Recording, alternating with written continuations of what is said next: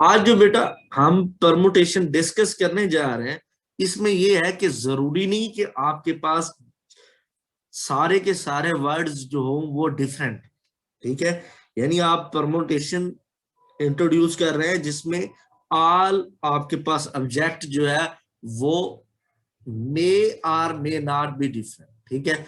वो डिफरेंट हो भी सकते हैं, ठीक है, सारे के सारे डिफरेंट नहीं होंगे, उसमें कोई ना कोई ऑब्जेक्ट रिपीट हो रहा होगा, ठीक है। उसका फार्मूला क्या होता है, ठीक है, या लिख सकते हैं कि परमुटेशन का फार्मूला, ठीक है, permutation when numbers are repeated, या आप लिखें भाई नंबर्स लिख सकते हैं, या आपके पास आप कहें कि बेटा ऑब्जेक्ट जो है, ठीक है, जो हम ऑब्जेक्ट यूज कर रहे हैं बेटा वो हमारे पास क्या है होंगे, आर रिपीटेड, ठीक है। बात समझ आ गई? क्या आपने परमुटेशन उनकी फाइंड करनी है जिसमें रिपीट नहीं हो रहा, तो उसका फार्मूला क्या होता है बेटा? उसका फार्मूला बहुत ही आसान है, आपके पास ये फार्मूला है, जो आपके पास टोटल हूं बेटा उनको हम अबव लिखते हैं। क्या लिखते हैं? अबव। अब देखें बेटा, अब आपके पास मिसाल दे रहा हूं कि एक मैं वर्ड लिखता हूं मैथमेटिक्स, ठीक है, आपके कोर्स में भी है, इसकी बात करूंगा, मैथमेटिक्स, ठीक है बेटा। अब मुझे ये बता एम कितनी बार है? एम आपके दो पास कितने दफा। दो दफा है, तो इसका मतलब है आपके पास कोई एक लेटर होगा जिसको मैं N1 कह सकता हूँ, N1 फैक्टोरियल होगा। इसी तरह ए कितनी बार है? दो बार, तो N2 दो लिख बार। लूंगा, ठीक है। इसी तरह टी कितनी बार है? दो बार, तो इसको N3 लिख लूंगा फैक्टोरियल। इस तरह पॉसिबल जितने भी होंगे रेपिटेशन, आपने क्या करना है बेटा, उसको उतनी बार लिखना है, ठीक है। तो इसको एक नोटेशन तो ये भी होती है कि आप एन लिख ले और नीचे उसके जो लेटर है वो चेंज होते रहेंगे। मिसाल दे रहा हूं कि जिस तरह मैंने 3 लिखा है उसमें 3 हो टोटल, ठीक है, वो ज्यादा भी हो सकते हैं, जिस तरह मैं कह रहा हूँ N1 हो सकता है, N2, N3, वो आप टू उस पे ऑब्जेक्ट पे डिपेंड करता है। उसका टोटल फार्मूला क्या होगा, इस तरह से लिखा जाएगा जब आपके पास ऑब्जेक्ट जो है वो डिफरेंट ना हो, ठीक है। अब मुझे ये बताएं आपकी एक्सरसाइज का कौन सा क्वेश्चन है जो आपके सिलेबस में, जिस तरह देखें। सर तो अब इसमें हम लोग सिर्फ रिपीटेड वर्ड्स लेटर्स मत करेंगे। बिल्कुल, अब मुझे ये बताएं मैथमेटिक्स में टोटल लेटर कितने हैं? चलो इसको मैं एक्सप्लेन कर देता हूँ, कितने लेटर है टोटल? 11 है ना? 11। तो 11 फैक्टोरियल होगा। एम कितनी बार है बेटा? दो बार है, टू टू फैक्टोरियल लिखा। टाइम्स। ए कितनी बार है? दो बार, तो टू फैक्टोरियल हो गया। अब टी कितनी बार है बेटा? वो भी दो बार है, तो टू फैक्टोरियल। अब उसके बाद एच कितनी बार है बेटा? एक बार है। इसी तरह ई कितनी बार है? वो भी एक बार है, ठीक है। उसके अलावा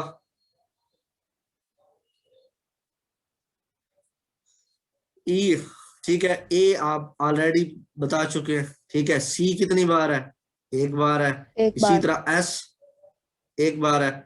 आपने सिर्फ और सिर्फ इसी को कैलकुलेट करना, 11 फैक्टोरियल को कैलकुलेट करना है, ठीक है भाई। अब बाकी क्या है, ये टू फैक्टोरियल और वन फैक्टोरियल, इनको मल्टीप्लाई करना। 11 फैक्टोरियल निकालने आपके पास क्या होता है?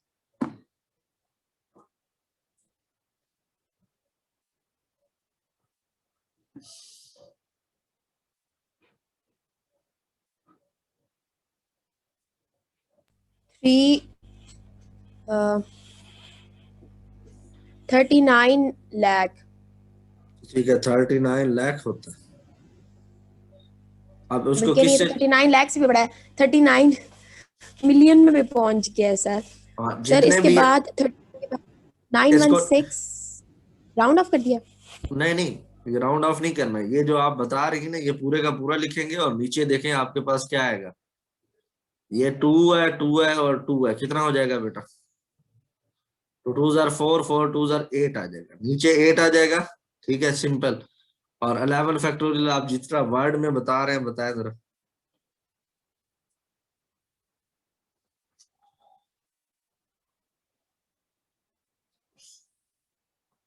3 9 9।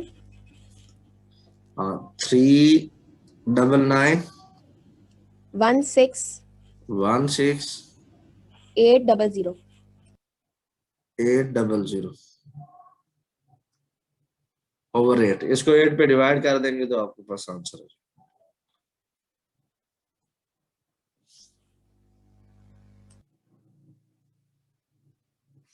498960 इसका आंसर आ रहा है। 49 89 ये देखें बेटा आपके पास 4989 600। 600। समझ गया बेटा? तो सर ये हमने परम्यूटेशन व्हेन नंबर और ऑब्जेक्ट इज रिपीटेड निकाली है। हाँ बिल्कुल। सर तो ये जो आपने इक्वल से आगे ये जो पूरा फार्मूला लिखा है सर, इससे पहले क्या लिखते हैं? इसके for example total number of arrangement लिख लेंगे बस, या टोटल नंबर ऑफ वर्ड्स आपसे पूछ सकता है। ये देखें ना, मैथमेटिक्स है तो इससे कितने वर्ड्स बन सकते हैं, इतने बन सकते हैं।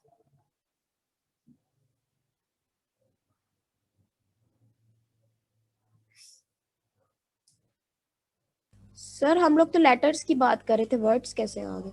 देखो अरेंजमेंट की वजह से कोई ना कोई वर्ड बनेगा ना, जब मैथमेटिक्स को आप चेंज करेंगे। लेटर तो जितने हैं वो तो उतने ही बनेंगे ना।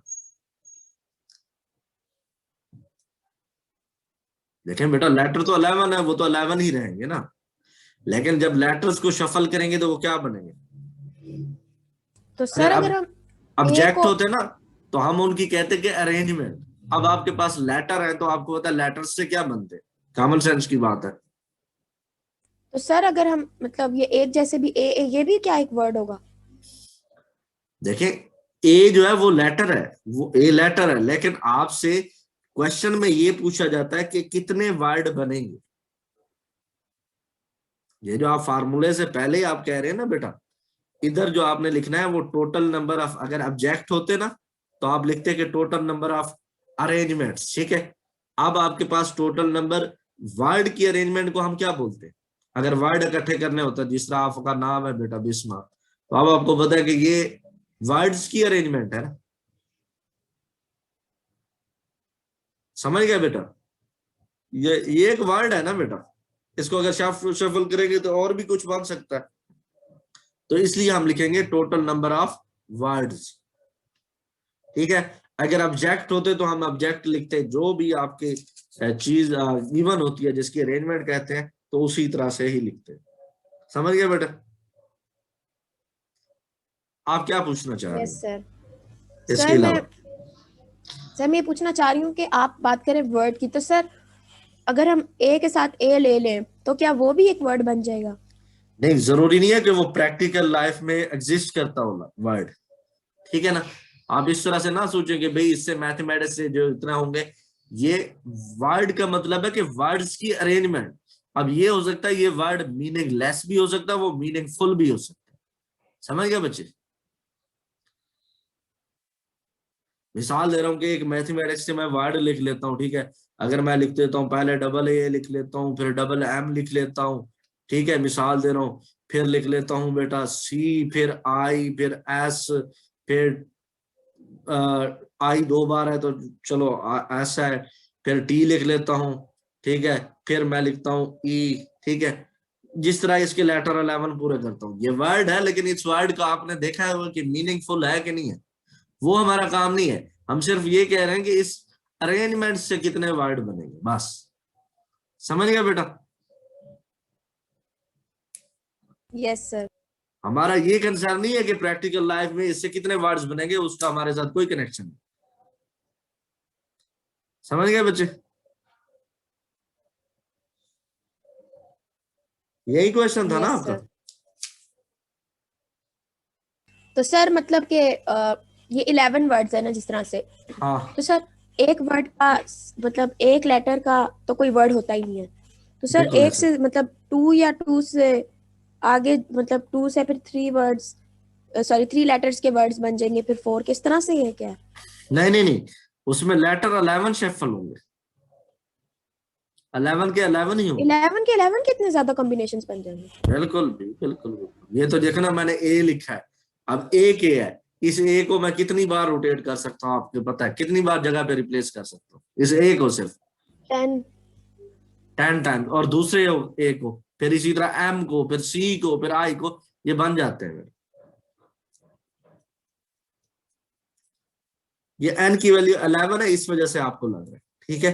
अगर इस तरह से आप रिपीटेड स्मॉल सा लेटर लेंगे तो आपको पता चल जाएगा ऑटोमेटिकली कि वाकई इतने वर्ड बने।